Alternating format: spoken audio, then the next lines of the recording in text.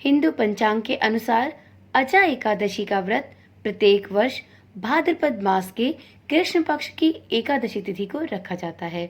इस वर्ष अचा एकादशी का व्रत 29 अगस्त दिन गुरुवार को रखा जाएगा।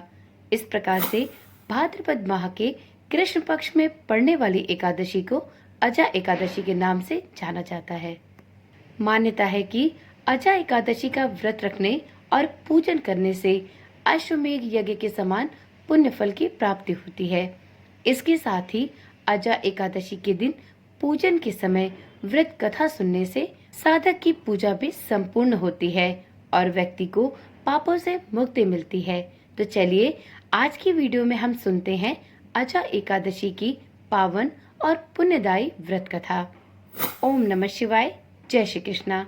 आप सभी का सनातन धर्मसार चैनल पर बहुत बहुत स्वागत है।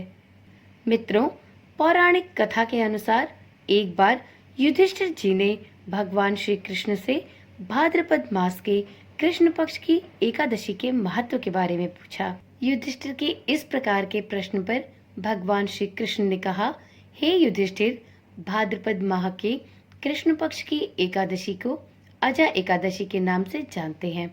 इसका व्रत करने से सभी पाप नष्ट हो जाते हैं। इस लोक और परलोक में सहायता करने वाली इस एकादशी व्रत के समान संसार में दूसरा कोई व्रत नहीं है। अजा एकादशी का व्रत करने से अश्वमेध यज्ञ के बराबर पुण्य फल की प्राप्ति होती है और इस दिन एकादशी व्रत की कथा अर्थात अजा एकादशी व्रत कथा का श्रवण मनुष्य को अवश्य करना चाहिए। यदि आप व्रत रखते हैं तो भी इस कथा का पाठ अवश्य करें और यदि आप यह व्रत धारण नहीं भी करते तो भी आपको इस व्रत कथा को सुनने से पुण्य फल की प्राप्ति होती है। इस एकादशी से संबंधित जो कथा पुराणों में प्रचलित है उसे मैं तुम्हें सुनाता हूँ। इस कथा को पूर्ण निष्ठा और श्रद्धा पूर्वक संपूर्ण सुनना, तभी तुम्हारा कल्याण संभव है। बहुत समय पहले एक दानी और सत्यवादी राजा हरिश्चंद्र हुए। राजा हरिश्चंद्र इतने प्रसिद्ध सत्यवादी और धर्मात्मा थे कि उनकी कीर्ति से देवताओं के राजा इंद्र को भी ईर्ष्या होने लगी। इंद्र ने महर्षि विश्वामित्र को हरिश्चंद्र की परीक्षा लेने के लिए उकसाया। इंद्र के कहने से महर्षि विश्वामित्र जी ने राजा हरिश्चंद्र को योग बल से ऐसा स्वप्न दिखलाया कि राजा स्वप्न में विश्वामित्र ऋषि को अपना संपूर्ण राज्य दान कर रहे हैं। दूसरे दिन महर्षि विश्वामित्र अयोध्या आए और अपना राज्य मांगने लगे। स्वप्न में किए गए दान को भी राजा ने स्वीकार कर लिया और विश्वामित्र जी को अपना संपूर्ण राजपाट दे दिया। अयोध्या से जब राजा हरिश्चंद्र चलने लगे तब विश्वामित्र ने कहा कि जब तब दान इत्यादि बिना दक्षिणा के सफल नहीं होते। हे राजन, आपने अपना राजपाट तो मुझे पहले ही सौंप दिया है, लेकिन अब दक्षिणा के बिना आपका यह दान अधूरा है। आप मुझे दक्षिणा भी अवश्य दें। विश्वामित्र के ऐसा कहने पर राजा हरिश्चंद्र ने महर्षि से दक्षिणा देने के लिए 1 महीने का समय मांगा और यह समय लेकर वह काशी चले आए।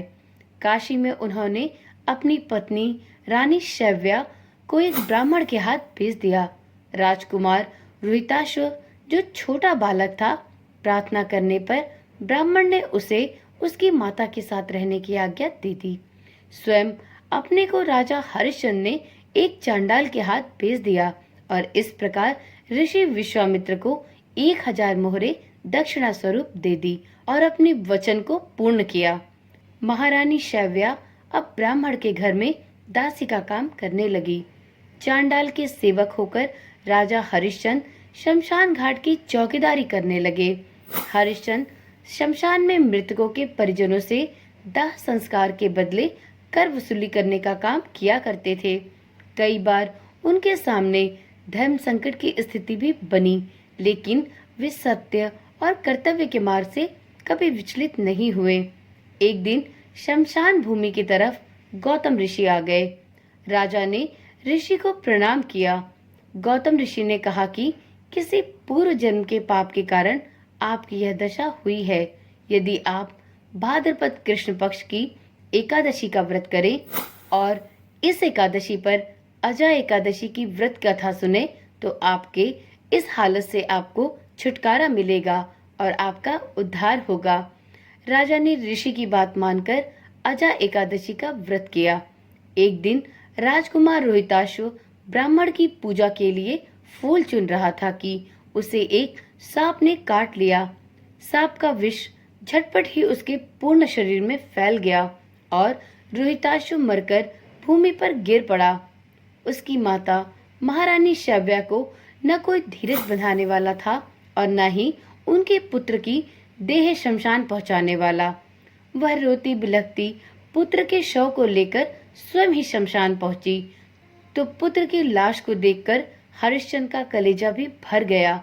सारा वृतांत सुनकर हरिश्चंद्र ने कहा कि मैं अपने कर्तव्य में बंधा हुआ हूँ।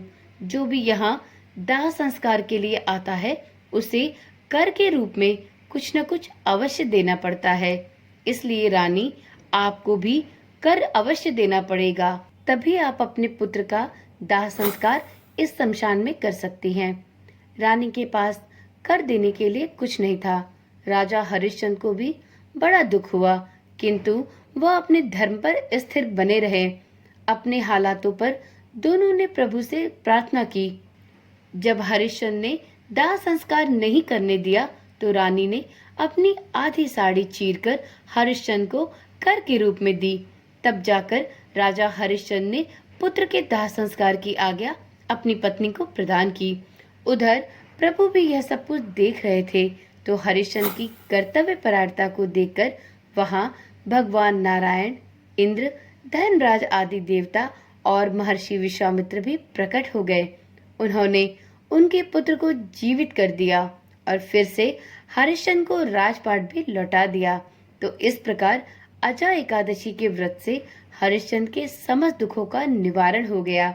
सत्य के प्रभाव से राजा हरिश्चंद्र महारानी शव्या के साथ भगवान के धाम में चले गए। महर्षि विश्वामित्र ने राजकुमार रोहिताश्व को अयोध्या का राजा बना दिया। हे राजन, यह सब अजा एकादशी के प्रभाव से ही हुआ। अतः जो भी कोई मनुष्य यत्न के साथ विधि पूर्वक इस एकादशी व्रत को धारण करता है और इस दिन रात्रि जागरण करता है, प्रभु श्री हरि के लीलाओं का गुणगान करता है, उनके भजन कीर्तन करता है, उसके समस्त पाप प्रभु श्री हरि विष्णु नष्ट करते हैं और अंतोगत्वा उसे स्वर्ग लोक में स्थान प्राप्त होता है। इस एकादशी की कथा के श्रवण मात्र से अश्वमेघ यज्ञ का फल प्राप्त होता है। तो एक बार प्रेम से बोलिए, श्री हरि विष्णु महाराज की जय। मित्रों, यदि आपने इस कथा को पूरा सुना है तो इसी प्रकार की जानकारी वाली वीडियोस और विभिन्न व्रत कथाओं को सुनने के लिए चैनल को अभी ही सब्सक्राइब कर लें और हाँ, साथ में नोटिफिकेशन बेल को भी जरूर ऑन करें, जिससे इस चैनल पर डाली जाने वाली सभी वीडियोस की सूचना आपके पास सबसे पहले पहुंचती रहे। तो चलिए कल मिलते हैं एक नई वीडियो, एक नई जानकारी के साथ। तब तक के लिए ओम नमः शिवाय, जय श्री कृष्णा, राधे राधे।